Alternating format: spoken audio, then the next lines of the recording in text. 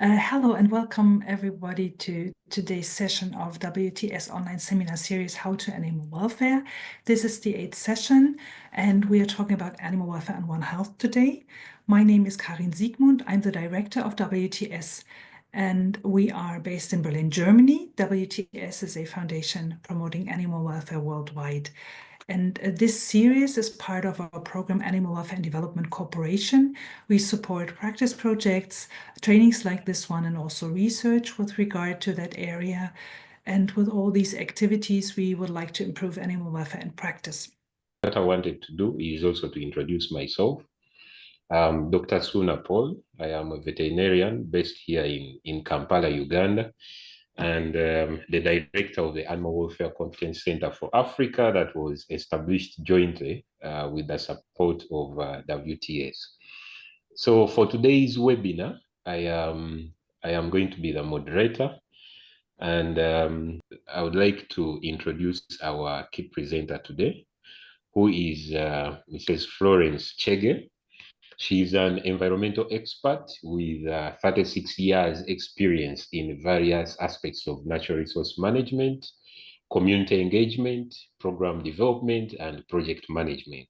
She has worked with local and national government institutions, international organizations, as well as consulted for a range of developmental agencies, UN bodies, and humanitarian organizations.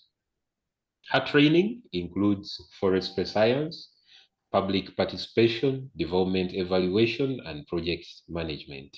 She is currently supporting development and leading in the implementation of various projects at the Center for Agriculture and Bioscience International, abbreviated as CABI, based at its Africa Regional Office in Nairobi.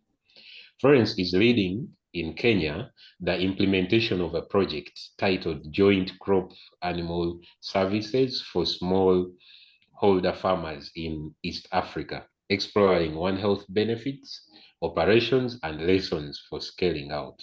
The 3-year exploratory project is funded by WTS and BioVision Foundation and is running in Kenya and Uganda since 2022. The project is supporting local structures to reach farmers with One Health-related messages, including those on animal welfare. And also to mention that CABI is collaborating with, it has been collaborating with Self-Help Africa in running these joint crop livestock clinics in Baringo County in Kenya. So Florence will be making a presentation to us, mainly showing us the intersection, the nexus that is there between One Health and animal welfare. And at this point, let me welcome Florence to make her presentation. So thank you for this opportunity for CABI to share lessons and awareness raised on the connectivity between livestock value chain and One Health, and what communities and government extension staff can do to reduce health risks to humans, animals, and the environment. The lessons are drawn from the One Health project that Dr. Paul has alluded to, which is funded by WTS and BioVision Foundation. And this project we have been implementing together with the local governments of Kenya and Uganda.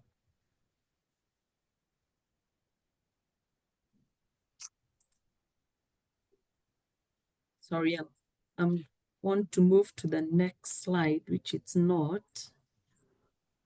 Sorry about this. Something has cropped up on my. Yeah, so in this presentation, I'm going to talk about a little bit about CABI, this One Health project, and also the nexus between livestock and One Health initiatives to address One Health risks.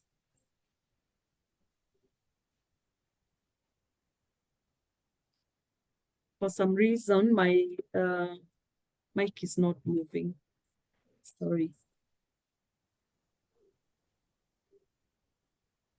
Yeah, CABI is an international not-for-profit organization that improves people's lives by providing information and applying scientific expertise to solve problems in agriculture and the environment. We help farmers grow more and lose less of what they produce by combating threats to agriculture and environment from pests and diseases and improving scientific knowledge. CABI is a membership organization. Our members set CABI strategic direction in development, research, and scientific publishing, helping member countries tackle their problems in agriculture and the environment, while addressing global issues of concern such as food, nutrition security, gender, and climate change. And here we have the 48 countries. Out of these, 17 are African countries, and Kenya and Uganda are member countries. This is our global reach. As you can see, we are in many parts of the world. Now, let me talk a little bit about this project, the Joint Crop Animal Services for Smallholder Farmers in East Africa, which was exploring One Health benefits, operations, and lessons learned for scaling out. It's funded by BioVision Foundation and WTS. It's a 3-year project which started in 2022. And in Kenya, we've been operating in 3 counties, that is Trans Nzoia, Elgeyo Marakwet, and Baringo counties. Our presentation today is going to focus on lessons learned from Kenya. The goal of the project was to improve the health and livelihoods of East Africans and their animals through an integrated One Health action. And the purpose was to enable small-scale holder farmers in these 2 countries to address interrelated One Health and production problems that affect crops, animals, people, and the environment. And this was, the aim was to do this in an integrated way. This is a depiction of the idea of integrated cross-sectoral services advocated in the One Health approach that we took, compared to having the single sector services for crop and for animal health and husbandry issues. So this is depicting what, when we talk about One Health and the idea of integrated cross-sectoral services, this is what we are talking about. I thought it's good just to mention there are many definitions of One Health. And for CABI, we consider One Health to be any added value in terms of human, animal, plant, and environmental health, sustainability and financial savings, as well as social resilience, which is achievable by the cooperation of the human, veterinary, plant, environmental, and social sciences when compared to these disciplines working separately. Let me now talk a little bit about the approach that we had in our project. We had 3 pathways, and one of them was through a joint crop advisory service, which was provided through a clinic setup. Farmers presented problems at the clinic, a diagnosis was made for direct treatment of the animals, and also to guide on prevention measures for the problem that was seen. Also during these meetings or the clinic setup, from the interaction with farmers, the providers were able to identify One Health risks from the interventions that farmers were undertaking, and therefore also suggest ways in which those practices could be mitigated. The other approach was through stakeholder consultation processes such as workshops, meetings, and joint learning sessions. And then also we had an approach of social behavior change communication, especially where we ran pesticide misuse campaigns in collaboration with another CABI-led program called PlantWise Plus. Now, the purpose of our meeting today is to talk a little bit about the interaction between livestock and One Health. And through the multi-sectoral sharing of information and interaction with farmers, this project was able to lead to a better understanding of what One Health is, but also more importantly, to gain concurrence on the most important risks at the community level so that this could be addressed jointly. Key amongst these risks concerned animal production and consumption of their produce. So from the clinic interaction, it's evident that misuse of veterinary drugs is rampant. This presents a risk to bacteria and other microbes, microbiomes becoming resistant to drugs, such as resistance, for example, to antibiotics, which we know is a very serious One Health issue, which is emerging around the world. The other One Health risk is around the spread of zoonotic diseases. These are those diseases that are spread between animals and humans. And the risk is being in place because of people consuming uninspected meat and, for example, not boiling milk, as well as not vaccinating livestock, which is also rampant, as well as also not vaccinating their pets. The other area is that there is incidences of farmers feeding animals on rotten maize. We know that rotten maize does not necessarily mean it has aflatoxin, but there could be aflatoxin, and aflatoxins are a major health concern, both to humans and animals. And therefore, when farmers or people feed, animals or their livestock with maize which is rotten, there's an increased risk of getting aflatoxin poisoning, both for the livestock, but as well for humans, as it's transmitted through animal products such as milk. Misuse of pesticides in crop production further present risks to human and contamination of pastures and the environment. And lastly, here I'd also like to mention that we found there is inadequate use or improper use of drugs that are used to control ticks. These are the acaricides, which is also common and brings a risk to tick resistance. And the concern with the tick resistance is that it means they cannot be easily controlled.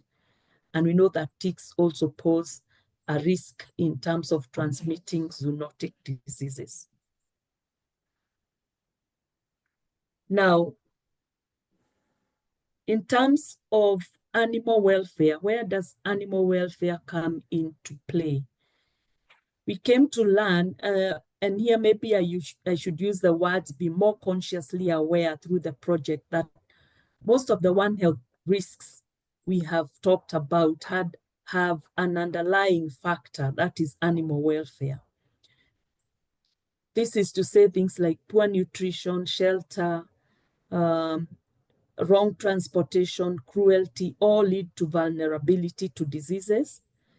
And therefore that leads then to an increase in use of veterinary drugs and their misuse, which, as we have seen, increases the risk to drug resistance, which is a major One Health issue. So this issue may not seem like something that's new, but what we are saying here is that through this project, we are trying to make, or we've managed to make this issue of animal welfare become a central issue in the discussion of One Health and the issues that should be undertaken or things which should have an action to mitigate their incidences in the community practices. And lastly, I would like to share with you some of the things that we undertook in this project in terms of addressing these risks which have been identified, and also how to integrate them for future. One of them is that, like I've mentioned, advice was provided during the clinics. For example, we emphasized on not feeding animals with rotten maize. I've mentioned how that increases risk to aflatoxin poisoning, and also observing waiting periods between treating animals and consumption of their produce. For example, selling and drinking of milk before the waiting period is over, which again brings the risk of resistance to antibiotics. The other intervention has been to improve access to information on One Health. It's not always available in one central place. So through this project, we've been able to develop together with our partners and with the communities a reference manual which has all these issues, and it lists how to prevent the problem and also what the intervention should be in case the problem then arises. This is a first in terms of a reference that can be quickly used by extension officers as well as communities. WTS also trained our partners on the animal welfare guidelines, and through this we also drafted animal welfare standard operating procedures. These procedures will then be used by the local governments in terms of guiding how animal welfare should be integrated into the different activities and programs in their governments.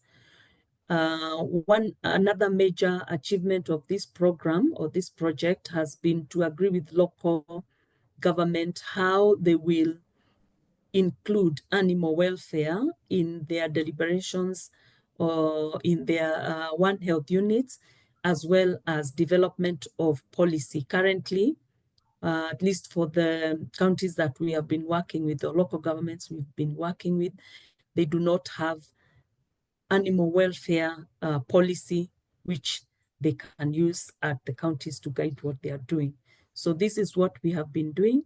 And lastly, I would like to draw your attention to some One Health resources that we have at CABI. We have a One Health Knowledge Bank. And in the One Health Knowledge Bank, there is a One Health Journal. We've also pulling together One Health cases, so one can draw in lessons from different activities being done around the world. One of the cases which you'll find here is also this project that we've been implementing, including lessons learned from Uganda and Kenya. And in this journal, we also have One Health book. So we do encourage you to have a look at these resources. Lastly, we'd like to acknowledge the project funders, as well as the government that we have been working with in Kenya, subject matter specialists in the counties, and the CABI team, which has been implementing the project. Through this collaboration, there has been very good success, and we are looking forward to continued support to communities to address animal welfare, and in the end, work together in addressing One Health issues. Thank you very much for listening.